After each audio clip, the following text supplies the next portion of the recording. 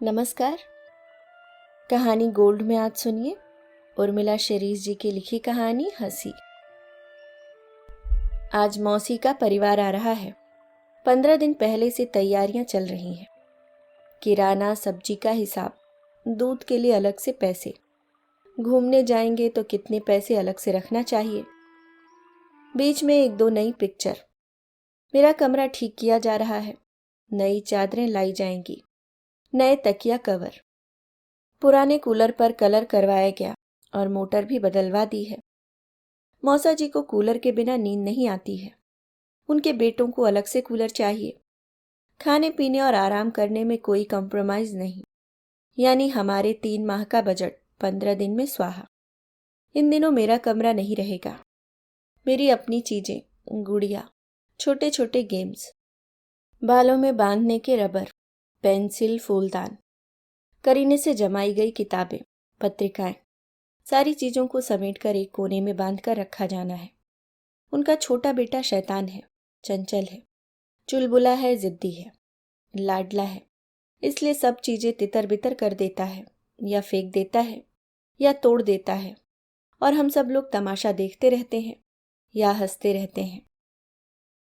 कुछ कह नहीं सकते, न डांट सकते, न मार सकते, क्योंकि तब वह हमारे छोटे भाई से हटकर मौसा जी का बेटा हो जाता है। मम्मी, पैसे कहाँ से आएंगे? हाँ, यह सवाल अब मैं पूछ सकती हूँ। इतनी बड़ी तो हो गई हूँ।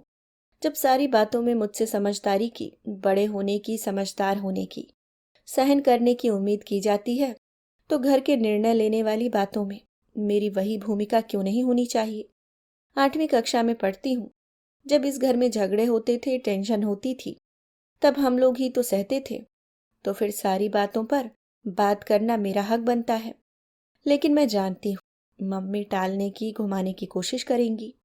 यहाँ आकर वह मेरी माँ कम घर की बड़ी बूढ़ी औरत ज्यादा हो जाती हैं। एक दीवार सी खड़ी कर देती हैं, अभेद्य दीवार, जिसके पीछे संबंधों का एक पूरा संसार होता है, रिवाज होते हैं, करने और निभाने की विवशताएं होती हैं। ये सब दुनियादारी और समाज में रहने के कारण निभाने पड़ते हैं। कल इजलिजा एकांगी तर्क देकर हमें पीछे धकेल दिया जाता है, और तर्क भी कैसा कि मैं छोटी हूँ। मुझे इन सब बातों में न पढ़कर अपनी पढ़ाई और कैरियर पर ध्यान देना चाहिए। फिर वे अपनी छोटी बहन के पक्ष में खड़ी एक औरत बन जाती हैं, और मैं एक एडजस्ट न करने वाली खामोश लड़की। छोटे मोटे मोटे खुखार शेर जैसे लड़के, जो मेरे भाई ही हैं, आते ही उन्होंने तूफान खड़ा कर दिया। सारा सामान बिखरा दिया। सफर में बचा खाने का सामान, जूते, मोजे, सब उनके पीछे दौड़ रहे हैं, मनुहार कर रहे हैं, और वे हैं कि नखरे दिखा रहे हैं। नहीं खाना, नहीं पीना, नहीं बदलने कपड़े। हर बात में पापा का भय या पापा की ओट लेकर उनकी इच्छाएं पूरी करने की कोशिश। मैं तमाशा देख रही हूँ। अब मैं उन सब की नजरों में बड़ी हो चुकी हूँ, समझदार भी। वे नासमझ हैं, छोटे हैं, मेरे पलंग पर जानवरों की तरह उछलते कूदते हैं, कुश्ती लड़ते हैं। पिछली बार पलंग की प्लाई टूट गई थी, 3 महीने बाद आ पाई थी। इस बार भी तोड़ेंगे। तोड़े मुझे क्या। दोनों कभी मेरी चोटी पकड़कर खींचते हैं, तो कभी कान छू देते हैं, तो कभी गुदगुदी करते हैं, तो कभी मेरी किताबों को खोलकर बैठ जाते हैं, तो कभी मेरे रिजल्ट के बारे में पूछते हैं। अच्छा, तो मैथ्स में तो मेरे भी 90 आए थे, और तुम्हारे? बताओ सोशल में कितने आए थे? नेहा पागल, नेहा गूंगी, नेहा रट्टू तोता, वे अजीब से चेहरे बनाकर ऐसे चिढ़ाते हुए मेरे चारों तरफ चक्कर लगाते, और इन सब के बीच में इधर उधर उठती बैठती, अपने लिए जगह तलाश रही होती। नेहा नहीं बोलती। नानी, नेहा से बोलो मेरे साथ खेले। नेहा, ओ बेटा नेहा। अब नानी लगातार चिल्लाएंगी। क्या है? मैं गुस्से से बोलती। बेटा खेल ले भैया के साथ, 2 हफ्ते के लिए तो आया है। मुझे पढ़ना है। मैं टालने की कोशिश करती। रात को पढ़ लेना बेटा, जा। बेमन से मैं उनके साथ धकिया दी जाती, और रात में फिर वही हंगामा। मैं नानी के साथ सोऊंगा। बड़ा कहता, नहीं मैं। छोटा, नहीं मैं। पापा, देखो पापा। उनके पापा वहीं से चिल्लाते। क्यों बंटी, क्यों जिद करते हो? चलो दोनों सो जाना। फिर नेहा, नेहा कहाँ सोएगी? नेहा तो साल भर सोती है, और क्या, वह तो कहीं भी सो जाएगी। फिर सारे पलंगों पर उन सब का कब्जा। छोटा भाई अपने पापा की गोद में बैठा खेल रहा है। बड़े ने कंप्यूटर हथिया लिया है। पलंग पर मौसाजी विराजमान है और मौसी उनके बगल में बैठी मुस्कुरा रही हैं। मम्मी खाना बनाने में लगी हैं। गप्पे चल रही है। बीच में बड़ा धमका तो छोटे ने धक्का मार दिया। मेरे पापा हैं। चलो हटो, देखो नेहा कैसी शांत रहती है। इतने बड़े हो गए हो फिर भी पापा पापा की रट लगाए रहते हो। जाओ नेहा के साथ खेलो। मौसी ने बड़े को धक्का देकर कहा। मम्मी, नेहा के पापा ने नेहा को छोड़ दिया है क्या? कमरे में सन्नाटा छा जाता है। सब एक दूसरे का चेहरा देखने लगते हैं। फिर मेरा। मैं किताब में अपनी आंखें गड़ा देती हूँ। नेहा के भी पापा हैं। मौसा मेरे सिर पर सहानुभूति के हाथ फेरते हुए कहते हैं। नहीं, आप मेरे पापा नहीं हैं। मैं जोर से कहना चाहती थी, पर मेरे मुंह से आवाज न निकली। मौसा को बुरा लग जाएगा। मेरे पापा। पापा को तो याद भी न होगा कि उनकी एक बेटी भी है, एक बेटा है। पत्नी तो तलाक के बाद भूतपूर्व हो गई, पर उनकी औलाद वे नहीं है हमारे साथ, हमारे जीवन में, हमारे घर में। फिर भी उनका नाम क्यों है हमारे नाम के पीछे, हमारी मार्कशीट पर, हमारे हर फॉर्म पर? उनकी यादें क्यों हैं? नानी कहती हैं उनका खून है हमारे भीतर। मैं अचानक ही एक दिन हीन अनाथ बच्ची की तरह सबकी नजरों में हो गई, जो मैं नहीं होना चाहती। मैं नहीं चाहती कि कोई बार बार हमें उन बातों की याद दिलाए। उनका नाम ही हमारे लिए दीनता का प्रतीक बन जाता है। मम्मी को भी हर कदम पर संभल संभल कर काम करना पड़ता है। हर कदम पर उनके भीतर बाहर यह डर बैठा रहता है कि कोई यह लानत न भेज दे कि इसलिए तो तलाक हो गया, इसलिए तो नहीं पटी। और भैया, भैया को तो किसी बात से मतलब नहीं। उसकी फरमाइशें पूरी होनी चाहिए। मोटरसाइकिल, कंप्यूटर, अच्छे कपड़े, मोबाइल, दोस्तों के साथ घूमना, और इच्छा पूरी न होने पर खरी खरी बातें सुना देना। कई बार तो लगता है जैसे उसके भीतर से पापा बोल रहे हों, छोटे पापा, गंदे पापा। प्रातःकाल सब पिकनिक पर जाने के लिए तैयार हो रहे थे। सुबह से नाश्ता बनाया गया। भजिया, पकौड़े, हलवा, पानी के फ्लास्क, कॉफ़ी, बिस्किट, फल, गेंदें, कैरम। मौसा जी का मूड अच्छा बना रहे इसलिए पिछले 10 दिनों से हर बात में उनकी हाँ में हाँ मिलाई जा रही है। हम लोग रोबोट की तरह सिर हिला देते हैं, या काम करते रहते हैं, या बचाव करते रहते हैं। मम्मी, तुम नहीं जाओगी? क्यों? घर में कौन रहेगा? नानी। नहीं बेटा, मैं नहीं जा पाऊंगी, मुझे बहुत काम है। काम तो हमेशा लगा रहता है, मैं करती हूँ। तुम जाओ मेरी नेहा रानी, मम्मी मुझे चूमकर कहती हैं। आज कई दिनों बाद उन्होंने मुझे इस तरह प्यार किया तो लगा, हाँ यही मेरी मम्मी है। उनमें मम्मीपन है, पर मुझे अंदर से अच्छा नहीं लग रहा था। सारी तैयारी मम्मी की और मम्मी ही नहीं जाएंगी। कई बार तो मुझे रोना आ जाता है। एक अकेली औरत और इतने खर्च, इतनी जिम्मेदारियां, सबके साथ खूब एंजॉय करना। देख बेटा, ये लोग साल में एक बार तो आते हैं, बस कुछ दिन की बात और है। मम्मी फिर उनका पक्ष रखती हैं, वरना कहेंगे कि नेहा को सबके साथ खुशी नहीं मिलती, नेहा एडजस्ट करना नहीं जानती है। प्लीज मम्मी चलो ना। पर मम्मी को नहीं जाना था तो नहीं गई। शायद उन सबके बीच नहीं रहना चाहती होंगी। वे सब कार में धमाचौकड़ी मचा रहे हैं। छोटा पापा के कंधों पर झूम रहा है तो बड़ा उसको यहाँ वहाँ छूकर चिढ़ा धमका रहा है। थोड़ी दूर जाने के बाद मौसा जी ने कैसेट लगा दिया। मौसी ने गुनगुनाना शुरू कर दिया। फिर मौसा भी गुनगुनाते हैं। दोनों किसी बात पर धीरे धीरे मजाक कर रहे हैं और मौसी जोर से खिलखिला पड़ती हैं। मौसी पैकेट खोलकर चिप्स निकालकर मौसा जी को खिलाती हैं। मौसा उनकी उंगली दबा लेते हैं। फिर मौसी बिस्किट निकालकर छोटू को देती हैं, बड़े को, भैया को। फिर पूछती हैं, नेहा तू खाएगी? मैं चौंकती हूँ। मेरी आंखों के सामने मेरी मम्मी का चेहरा आकर खड़ा हो गया। हमेशा चिंतित, हमेशा भागी भागी, ऑफिस से लौटती खामोश, थकी पस्त। 6 साल तक रात दिन पढ़ती रही। एक जिद की ऑफिसर ग्रेड में आना है। बच्चों की पढ़ाई, उनका लिविंग स्टेटस बढ़ाना है, कुछ बनाना है, लेकिन नहीं हो सका वह सब। हमारा सपना अधूरा रह गया। इस समय मम्मी क्या कर रही होंगी?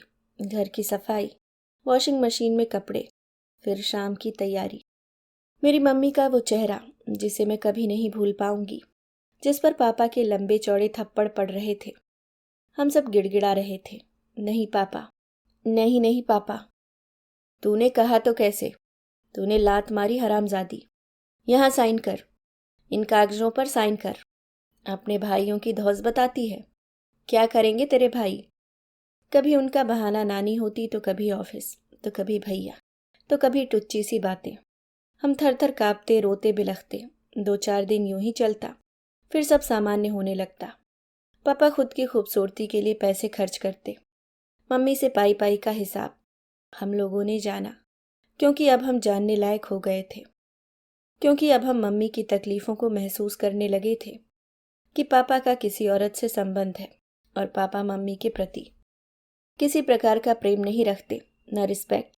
उन्हें तो बहाना चाहिए होता था, हर वक्त मम्मी को जलील करने का, गालियां देने का। हमने कल्पना भी नहीं की थी कि पापा नाम के व्यक्ति से प्यार दुलार भी पाया जाता है। हमें धीरे धीरे भय ने घेर लिया था। हालांकि पापा मुझे चाहने का पूरा प्रयास मम्मी और भैया को दिखाने के लिए करते थे। मेरे लिए मेरी पसंद की आइसक्रीम लाते थे, खुद तैयार करते थे। लेकिन यह कोई प्यार था? मुझे प्यार और मम्मी को दुत्कार। फिर उस रात, उफ, नहीं, मैं याद नहीं करना चाहती हूँ। मैं कार के बाहर देखने लगती हूँ। हरे भरे पेड़, लंबी सड़क, आसपास बिछा हरा कालीन। लेकिन यह क्या? उस रात मम्मी भी क्रोध में थी, शायद किसी तूफान से घिरी। उन्होंने पापा का हाथ पकड़ लिया था। बस अब और नहीं, रहना है तो रहो, वरना नहीं। क्या कहा? पापा ने उनके बाल पकड़े, घसीटा, पटका और मारा।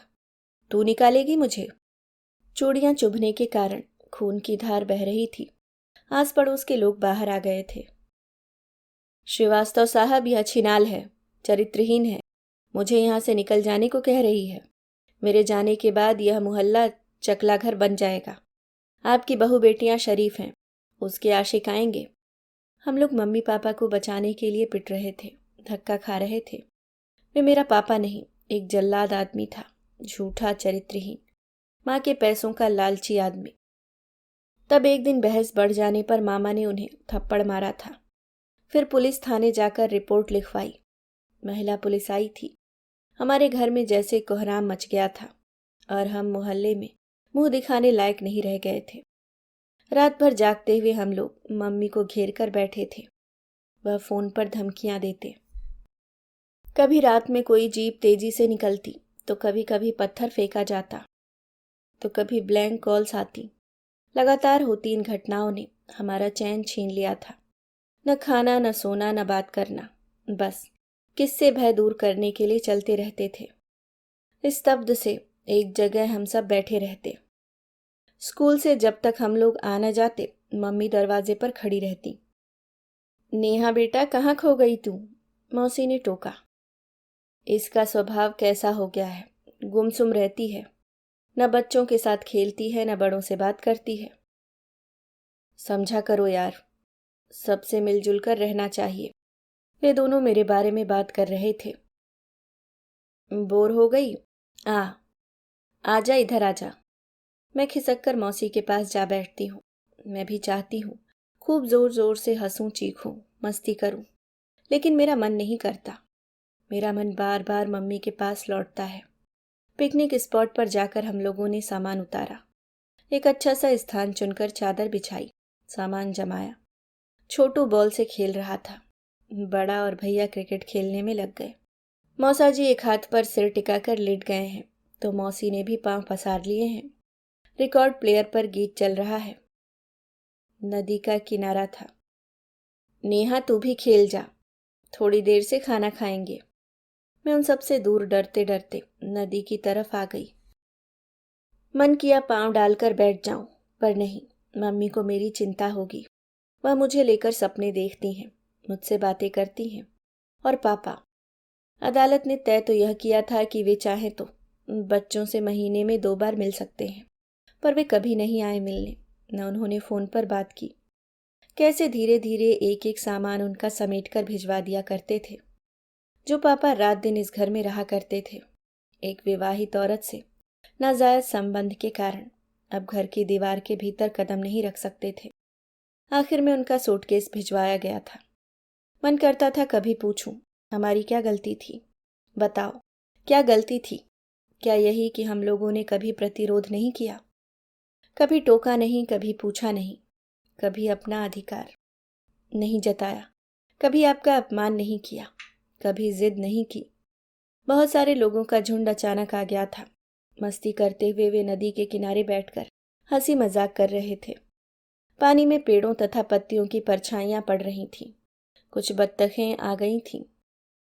पापा पापा, कोई बच्चा चिल्ला रहा था। ऊपर आओ, मम्मी बुला रही हैं। फिर पापा ने कभी पलटकर हम लोगों की तरफ नहीं देखा। वह तो तरह तरह की बातें फैलाकर मम्मी को बदनाम कर रहे थे। उसकी हिम्मत को लगातार तोड़ना चाहते थे। बच्चों के भरण पोषण के लिए क्या चाहिए? वकील ने पूछा था। कुछ भी नहीं, मैं अपने बच्चों को खुद पाल पोस सकती हूँ। सोच लीजिए, भावुकता में आकर निर्णय मत लीजिए। बच्चों के जीवन और शिक्षा का सवाल है। नहीं चाहिए, बस मुझे इस आदमी से छुटकारा दिलवा दीजिए। मैं उसका चेहरा भी नहीं देखना चाहती हूँ। 1 साल में फैसला हो गया था, तलाक। मेरी मम्मी तलाकशुदा औरत बन गई थी। हम दोनों को मम्मी के साथ रहने का कानूनन अधिकार प्राप्त हो गया था, लेकिन बालिग होने तक। उसके बाद हमारी अपनी स्वतंत्र सोच होगी। पता नहीं क्यों तलाक से पहले सभी एक बात मम्मी से पूछते थे।